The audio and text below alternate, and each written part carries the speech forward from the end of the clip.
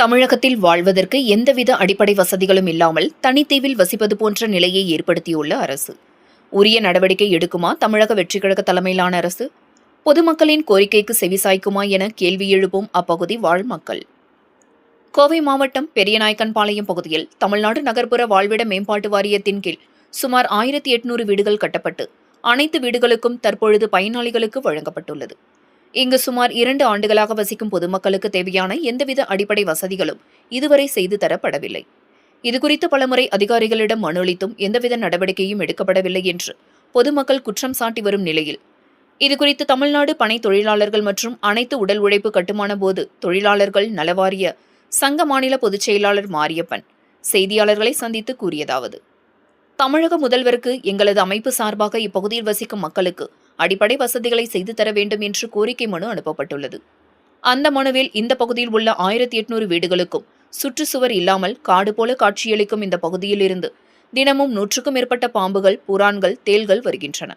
இது இங்கு விளையாடும் குழந்தைகளையும் கடிக்கும் நிலை உள்ளது. ரேஷன் கடை உள்ளது, ஆனால் இதுவரை திறக்கப்படவில்லை. அதற்கான பணியாளர்கள் யாரும் நியமிக்கப்படவில்லை. இங்கிருந்து மருத்துவமனை, மளிகை கடை, அத்தியாவசிய தேவைகள் உள்பட எங்கு செல்ல வேண்டும் என்றாலும் நடந்துதான் செல்ல வேண்டும். அரசு பேருந்து வசதிகள் இல்லை. பேருந்து வசதிகளை ஏற்படுத்தி தரப்படவில்லை. தெருவிளக்கு இல்லை. நல்ல குடிநீர் வசதிகள் இல்லை. உப்பு தண்ணீருக்கு மாதம் 250 என வீடுகளுக்கு வசூலிக்கப்படுகின்றது. ஆனால் உப்பு தண்ணீரும் முறையாக வருவதில்லை. நல்ல தண்ணீர் வந்தாலும் அதனை மாடிப்படிகளில் கொண்டு செல்ல வழியில்லை. கைகளில் தூக்கி செல்லும் நிலைதான் உள்ளது. கர்ப்பிணி பெண்களுக்கு அவசர உதவி என்றால் கூட இங்கிருந்து செல்ல வாகன வசதிகள் இல்லை. மொத்தத்தில் இங்கு வசிப்பது ஒரு தனித்தீவில் வசிப்பது போன்ற நிலையில் நாங்கள் வசிக்கின்றோம். குறிப்பாக 1800 குடும்பங்கள் வசிக்கும் இந்த பகுதியில் சுப நிகழ்ச்சிகள் கொண்டாட ஒரு சமுதாய கூடம் இல்லை. முதியவர்கள் நடைபயிற்சி மேற்கொள்ளவும், குழந்தைகள் பொழுதை போக்கவும் ஒரு பூங்கா இல்லை. மேல்நிலை நீர்த்தேக்க தொட்டி இல்லை. இதுபோன்ற பல்வேறு வசதிகளை செய்து தாருங்கள் என்று பல முறை அரசு அதிகாரிகளிடமும் அமைச்சர்களிடமும் மனு அளித்தும் இதுவரை எந்தவித நடவடிக்கையும் எடுக்கவில்லை.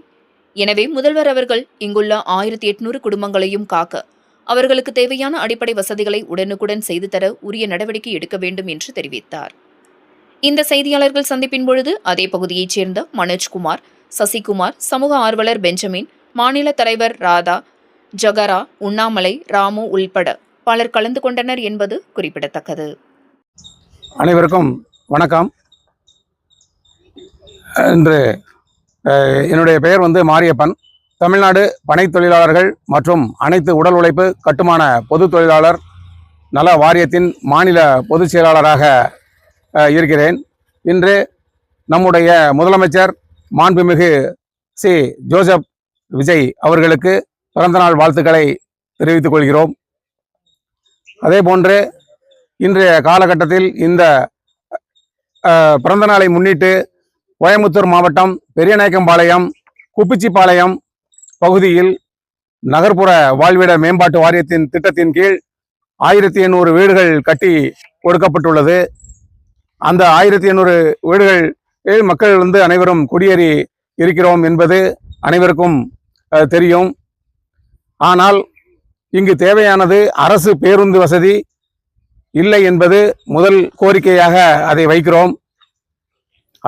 அரசு பேருந்து வருவதற்காக நாம் பல முறை கட்டங்களாக பல அதிகாரிகளுக்கும்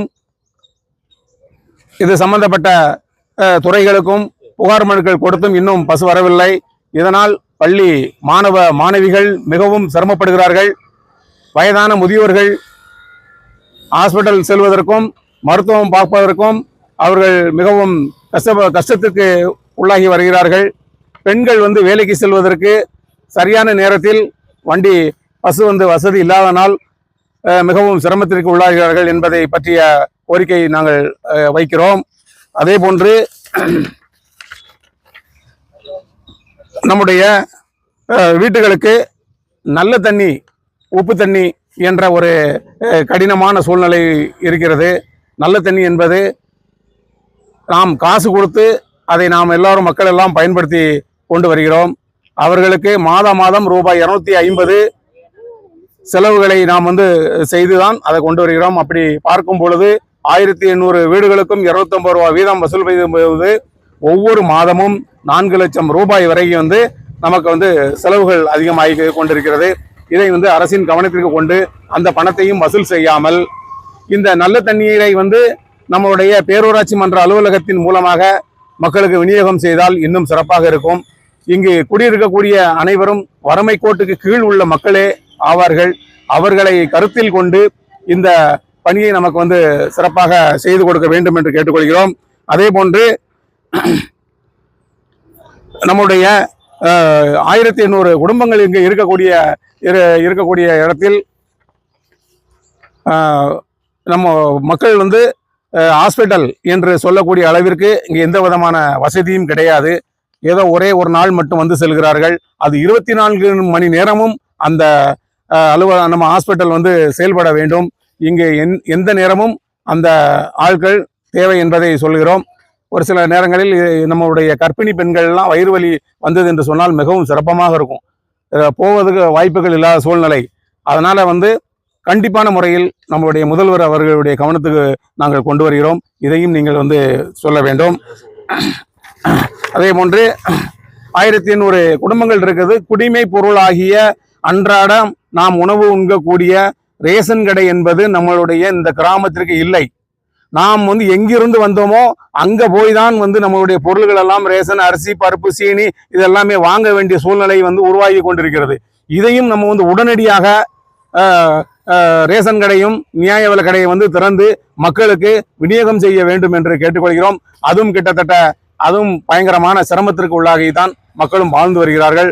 ஆக மொத்தம் குறிப்பாக சொல்ல போனா இது வந்து தமிழ்நாட்டில் ஒரு குட்டி தீவு போல் நமக்கு வந்து தெரிகிறது. இந்த நன்றாக பாருங்கள். இந்த வீட்டை சுற்றுச்சுவர் வந்து எதுவுமே கிடையாது. வீடுகளாக கட்டி கொடுத்திருக்கிறார்கள். எந்த விதமான சுற்றுச்சுவர் கிடையாது. நிறைய வந்து நமக்கு வந்து சம்பவங்கள் வந்து நம்ம எதிர்பார்க்கிற வந்து கெட்ட சம்பவங்கள் நடப்பதற்கு நிறைய வாய்ப்புகள் இருக்கிறது. திறந்த வெளியாக ஏகப்பட்டது இருக்கிறது. இங்க குழந்தைகள் வந்து கடத்திட்டு போவதற்கு கூட வாய்ப்புகள் நிறைய இருக்கிறது. அதனால வந்து காவல்துறை வந்து என்ன பண்ணணும் அப்படின்னா, இந்த பகுதிக்கு வந்து ஒரு செக் போஸ்ட் போட வேண்டும். கண்டிப்பாக அதை ஒரு காவல் நிலையமும் துணை காவல் நிலையமும் அமைத்தால் இன்னும் சிறப்பாக இருக்கும். மக்களுக்கு பாதுகாப்பாக இருப்பதற்கும் இந்த கோரிக்கையை நாங்கள் வைக்கிறோம். அதே போன்று நடத்துவதற்கு நம்ம மக்கள் வந்து சுப நிகழ்ச்சிகள் நடந்ததுக்கு ஒரு சமுதாய கூடம், சமுதாய நலக்கூடம் வந்து கம்பல்சரி நமக்கு தேவை. பல முறை நம்ம வந்து அதையும் நம்ம வந்து சம்பந்தப்பட்ட அதிகாரிகளுக்கு சொல்லியிருக்கிறோம். இந்த மாதிரி எங்களுக்கு வந்து சமுதாய நலக்கூடம் வேணும் அப்படின்னு சொல்லியிருக்கோம். ஆமா, இது வந்து கிட்டத்தட்ட 2 ஆண்டுகள் ஆகிவிட்டது. இன்னும் அதற்கு ஒரு சரியான எங்களுக்கு வந்து ஒரு தீர்வு கிடைக்கல. அதையும் கட்டி கொடுத்துருங்க. ஆமா. அப்புறம் வந்து நம்மளுடைய பார்க்கு கண்டிப்பான முறையில் வந்து தேவைப்படுகிறது. அதையும் வந்து இளைஞர்கள் வந்து விளையாடுவதற்காக அவர்களுக்கு வந்து தேவையான உபகரணங்கள் வந்து செய்து கொடுக்க வேண்டும்.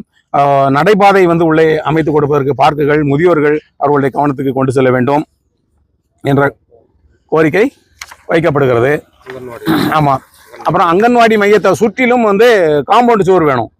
ஏன்னா குழந்தைகள் வந்து அவங்க எப்போ வெளியே வர்றாங்க, எப்போ போறாங்க அப்படிங்கிற சரியா தெரிய மாட்டேங்குது. அந்த காம்பவுண்ட் சுவரை இங்கே சுற்றி அந்த உள்ள வந்து பூங்கா செடிகள் வைத்தா அந்த குழந்தைகளுடைய மனமானது இளமையாக கற்கக்கூடிய வயதில் வந்து இன்னும் சிறப்பான கொண்டு செல்வதற்கு சரியாக இருக்கும்.